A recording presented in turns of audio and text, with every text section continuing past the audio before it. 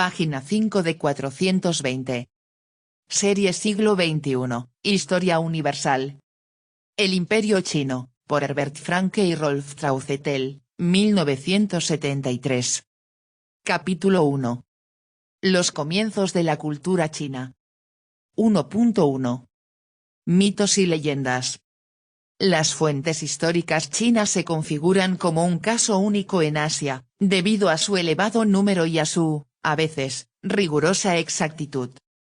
Los chinos han recopilado con especial insistencia toda suerte de conocimientos sobre su propia historia, creando así unas obras en las cuales su visión de la historia encontraba expresión canónica. Cuando los jesuitas europeos revelaron a Occidente, en los siglos XVII y XVIII, el contenido de estas obras, se impresionaron al comprobar la antigüedad del Imperio chino, tal y como se les ofrecía en las fuentes, y se entregaron a la tarea de conciliar la para ellos familiar cronología bíblica y sus concepciones sobre la antigüedad del mundo con los datos que les brindaba la historiografía china.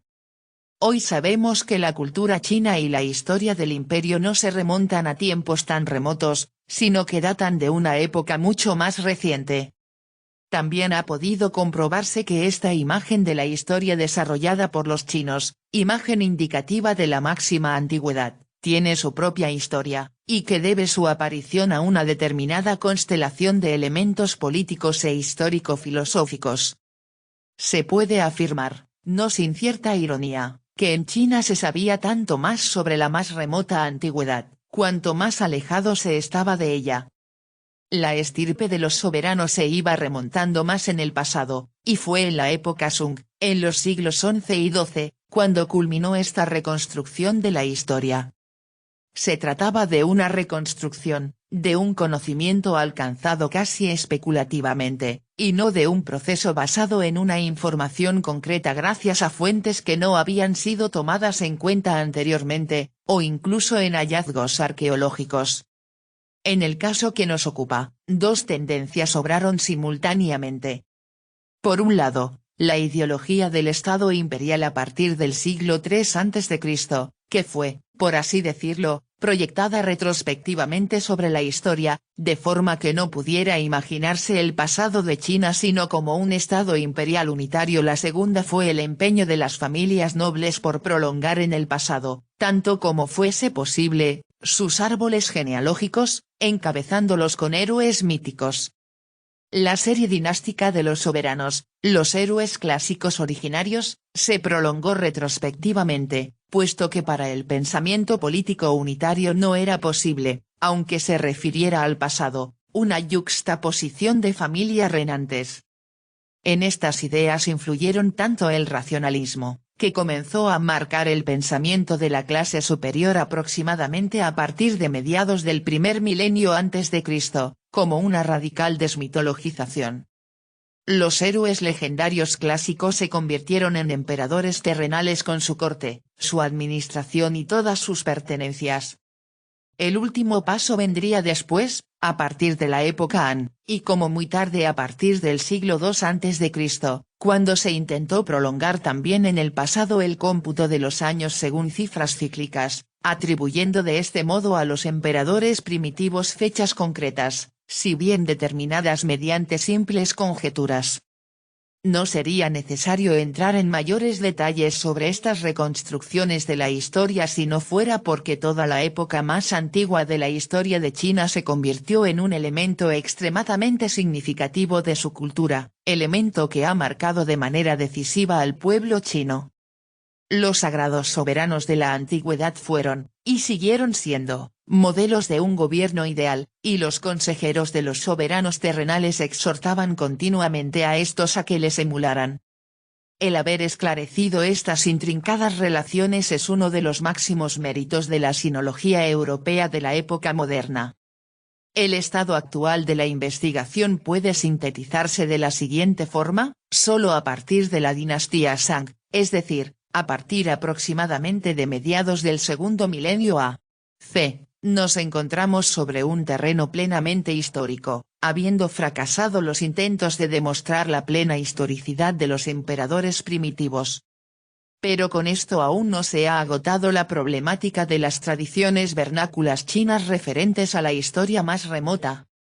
Incluso los fenómenos y las figuras cuya índole mitológica ha quedado demostrada sin ningún género de duda, pueden perfectamente poseer una base histórica concreta o reflejar al menos relaciones materiales y sociales reales en el marco de la leyenda. Finalmente, la cuestión sobre lo que debe o no debe deducirse de las fuentes escritas con respecto a historia del periodo más antiguo se complica por otro factor a la más, la existencia de diversas listas de emperadores primitivos cuyas sucesiones de soberanos podrían haber nacido en distintas épocas y en diversas escuelas de la especulación histórica. Confucio aún reconocía las figuras de los emperadores Yao y Sun como a sus soberanos históricos más antiguos. Aproximadamente en el año 100 a.C., el historiador Suma Qian podía presentar una sucesión de 5 emperadores. 1.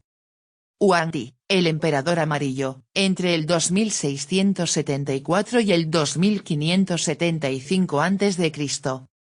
2. Chuan Hsu con diéresis, 2490-2413. 3. Q, 2412-2343. 4. Yao, 2333-2234.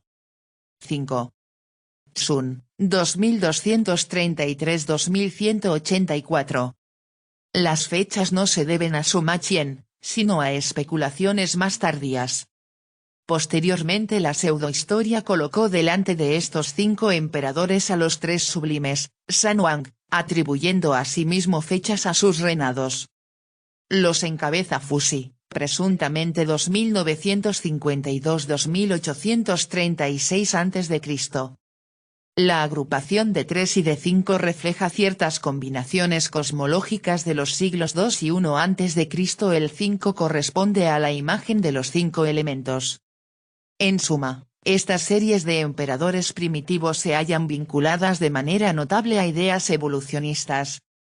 Los árboles genealógicos enlazan con los héroes culturales de la antigüedad, con los autores míticos de bienes culturales y de bienes de la civilización humana. Esto presupone que, en el mundo de las representaciones históricas de los chinos, en particular a partir de mediados del primer milenio antes de Cristo, la idea de situaciones primitivas y salvajes seguía aún viva en la construcción histórica. Los héroes clásicos y los portadores de cultura racionalizados como emperadores conducen desde las situaciones de barbarie a las de una cultura primitiva. Tampoco existe unidad alguna en las concepciones relativas a los portadores de cultura y es a partir de tiempos mucho más tardíos cuando todo esto empieza a sistematizarse, creándose de este modo un superabundante catálogo de inventos primitivos. En este catálogo se incluyeron, por último, personalidades plenamente históricas. No existe esfera de la cultura material a la que no se le haya dado a algún inventor, hasta llegar a los patronos y santos protectores de determinados oficios que han sobrevivido hasta los tiempos más recientes en la veneración popular. Las figuras que en China se consideraban inventores o descubridores son, por tanto, ya en sí mismas, considerablemente complejas. Se trata, en primer lugar, de héroes clásicos y antepasados míticos de las familias nobles, pero también de antiguos dioses relegados a la categoría de héroes o patronos de oficios e incluso de héroes míticos convertidos en inventores, y finalmente, en los últimos tiempos de la historización, a partir de época Han, también de personalidades plenamente históricas.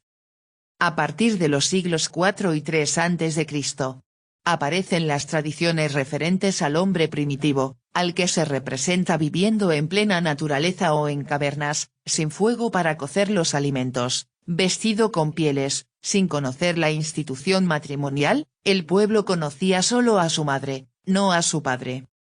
Poco a poco, los héroes culturales de la antigüedad transformarían esta existencia a nivel semi-animal en el civilizado pueblo chino. Sin embargo, merece considerarse, y resulta característico de la cultura china posterior, El hecho de que todos estos héroes de la cultura se concibieran como emperadores o funcionarios al servicio de estos, la acción civilizadora solamente podía concebirse dentro del mundo proyectado retrospectivamente en la historia del estado de la China evolucionada. Quizá hayan sido decisivas para la concepción que tenían sobre el estado primitivo natural las observaciones que podían realizar los portadores de la alta cultura china entre pueblos primitivos vecinos. Así nace una periodización que en muchos aspectos se aproxima mucho al curso real del desarrollo. Por ejemplo, a los tiempos de los antiguos soberanos se atribuyen ciertos materiales, a saber, armas de madera, de piedra, de jade y, por último, de metal, sucesión que corresponde enteramente a la establecida por la ciencia moderna, Paleolítico, Neolítico, Edad del Bronce. Sin embargo, este esquema que por otra parte sitúa este desarrollo dentro de la cronología pseudohistórica en el tercer milenio a.C. y que de este modo podría captar temporalmente, con bastante exactitud, las relaciones verdaderas, es precisamente, en oposición a la ciencia moderna, el resultado de la especulación y de la investigación arqueológica. Con todo, sigue siendo significativo que la cultura y la civilización humanas no se atribuyan a un único dios o emperador, sino que se postule una sucesión de niveles culturales. El proceso de civilización transcurre a lo largo de milenios, como resultado de un esfuerzo intelectual que debe ser considerado, sin el menor reparo, como primitivamente científico y racional. Ahora bien, en aparente contradicción con estas teorías evolucionistas pertenecientes a la fase tardía de la especulación histórica, encontramos las representaciones de un estado paradisíaco perfecto que al parecer prevaleció bajo los emperadores primitivos. Se manifiesta aquí una visión de la historia que ha acompañado, y determinado reciamente, el desarrollo de la cultura china. Según esta visión, los hombres eran felices bajo los sagrados soberanos de la antigüedad, debido a la sencillez de las condiciones de vida y a un gobierno prudente y en armonía con la naturaleza. El curso posterior de la historia, ya plenamente histórico, se concibe invariablemente como la cesación de esta perfección originaria.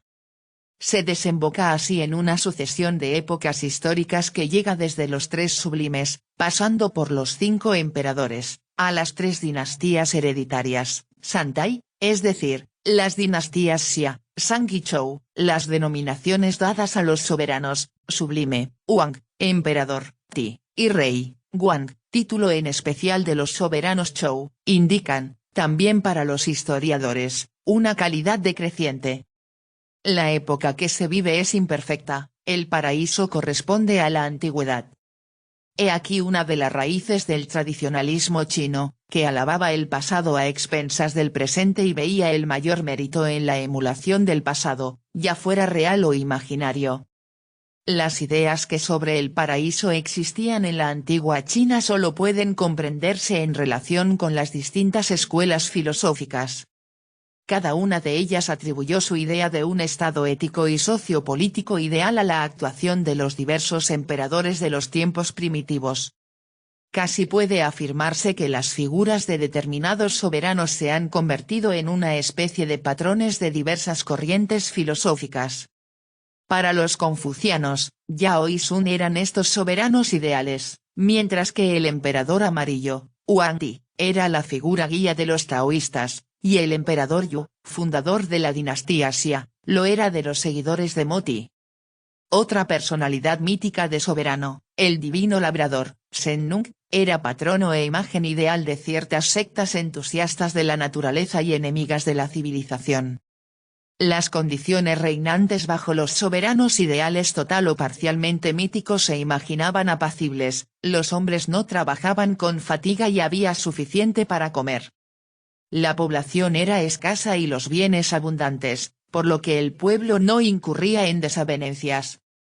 Por eso no eran corrientes las ricas recompensas, ni necesarias las severas penas.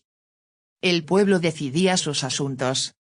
Pueden considerarse estas representaciones de la Edad de Oro como un último reflejo del recuerdo de la situación anterior a la construcción del Estado, de una sociedad sin clases ni guerras. pues la forma de gobierno de los santos de la antigüedad consistía precisamente en no gobernar y en dejar, dentro de lo posible, las cosas y los hombres libres a su propio impulso, de acuerdo con las condiciones naturales. Solamente se castigaba a quien violara la ley con violencia, apartándole de la sociedad.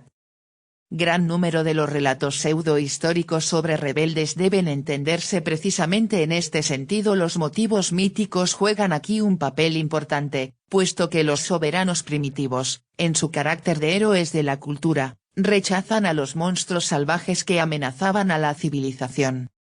Es significativo el hecho de que la tradición china inicie a partir del Gran Yu, fundador de la Casa Asia, la sucesión hereditaria y, en consecuencia, el elemento dinástico de la historia. Anteriormente, de Yao a Sun y de este a Yu, la autoridad se transmitía, al parecer, por transferencia voluntaria a un sucesor digno. ¿Indica esto la existencia, en la China de los tiempos más antiguos, de algo así como una monarquía electoral? Tal hipótesis no carecería totalmente de fundamento, pues la sucesibilidad de la dignidad real parece que correspondió en muchas culturas a una fase tardía y, en todo caso, secundaria en relación con la monarquía electoral. Más adelante tendremos ocasión de observar las influencias que en tiempos de la aparición del confucianismo tuvo la idea de la entrega del reino al hombre digno.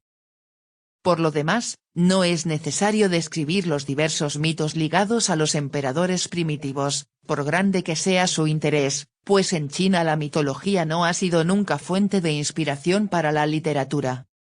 La aparición, relativamente tardía, de la literatura escrita tuvo lugar en una época en la que o bien se eliminaban los elementos míticos o bien se les daba un nuevo sentido al racionalizarlos pseudohistóricamente. De este modo, en la mayoría de los casos accedemos a unos mitos fragmentarios y trastocados. Basta incluir aquí un ejemplo de alteración, por ser particularmente elocuente. El clásico libro de los escritos confuciano, Suqing, se inicia con el llamado canon de los Yao, Yao Tian. Este texto, antiguo sin lugar a dudas, aunque no anterior a los siglos 6 o 5 a.C., atribuye a Yao dos ministros llamados Shio que dieron a la humanidad y al reino los fundamentos de la astronomía, al calcular y registrar el curso del Sol, de la Luna, de las estrellas y de los planetas. Ahora bien, Maspero ha logrado demostrar que Shio es el nombre de una antigua deidad solar que conduce al Sol por el firmamento, por decirlo así, un Helios de los chinos.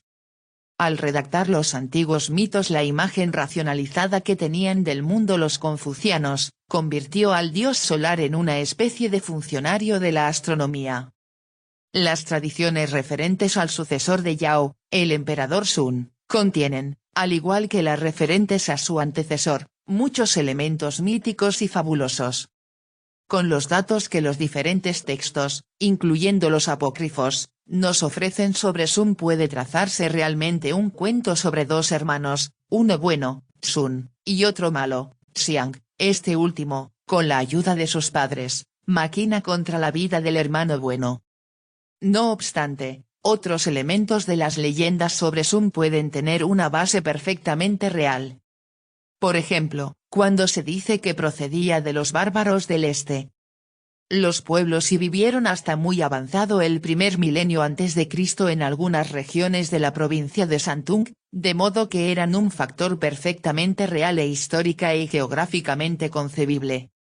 Y el hecho de que sobre Sun se dijera que fue alfarero y que trabajó personalmente la tierra, no tiene que referirse necesariamente a una personalidad legendaria, sino que puede interpretarse como referencia a una cultura o a un pueblo alfarero y agrícola, distinto al pueblo chino más antiguo del Valle del Río Amarillo, y que de algún modo destacó los elementos personificados por Yao.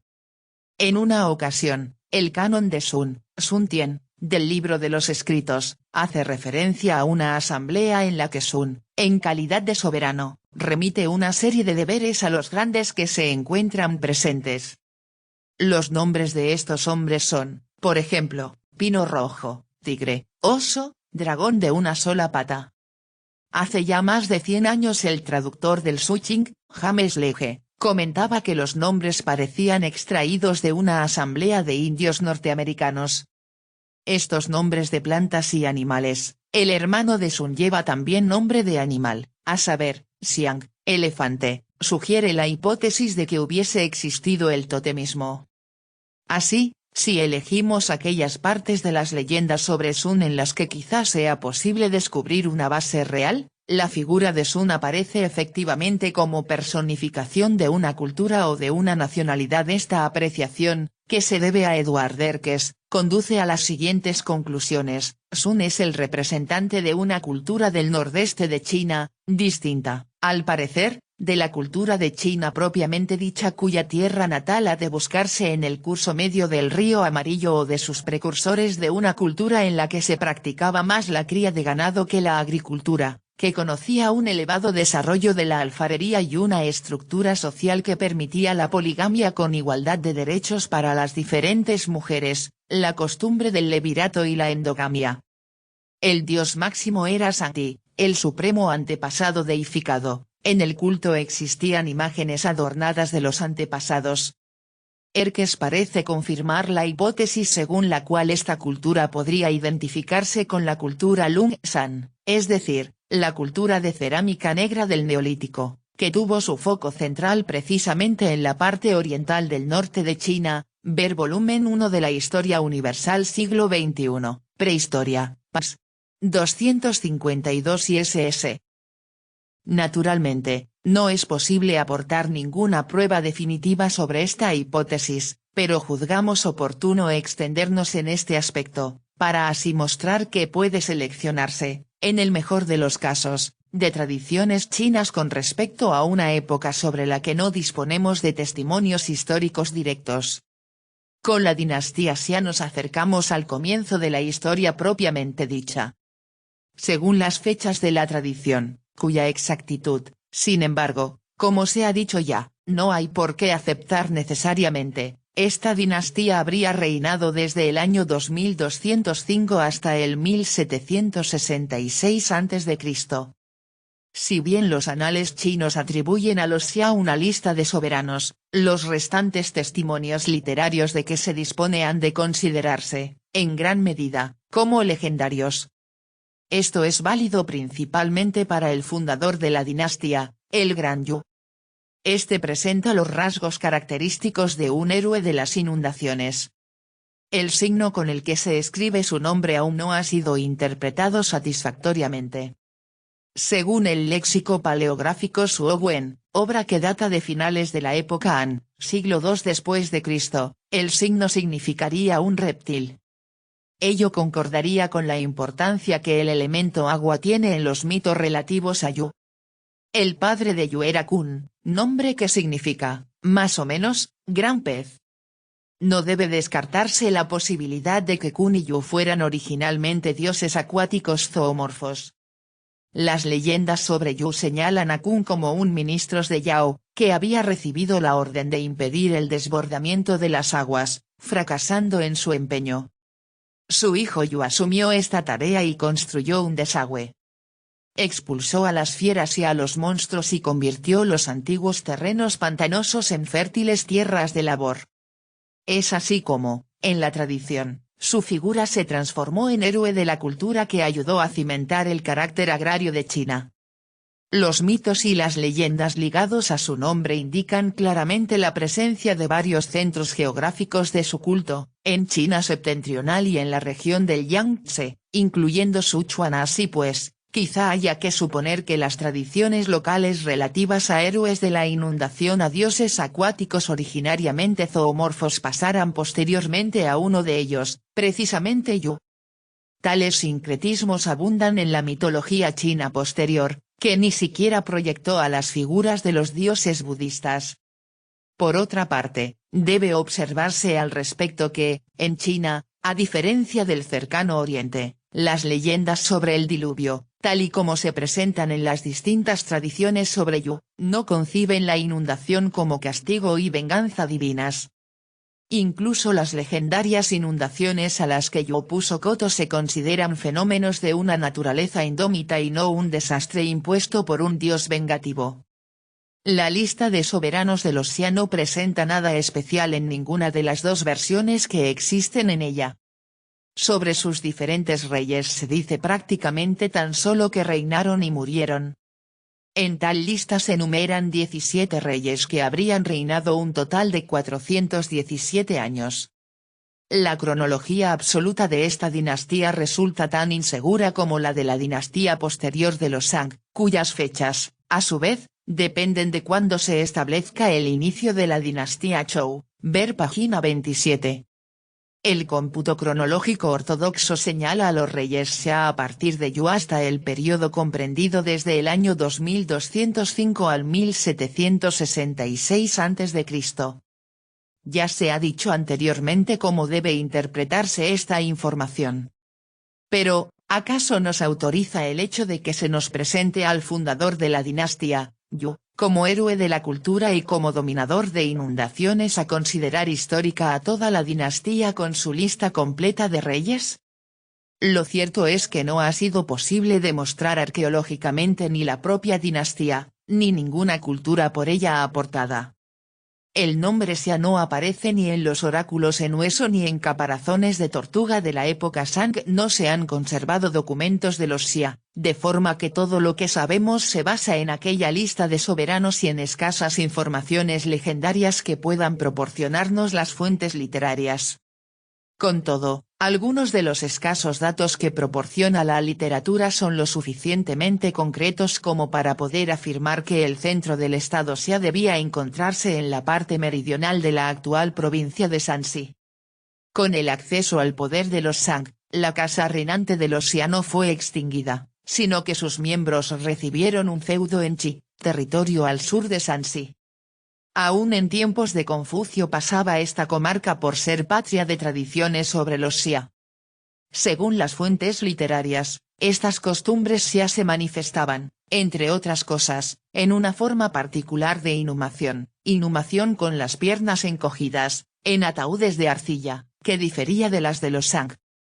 Difería igualmente de la costumbre vigente bajo los Shang, la sucesión de los soberanos Xia, de padre a hijo. Así como también los nombres de los reyes Xia difieren de las formas onomásticas que transmite la tradición.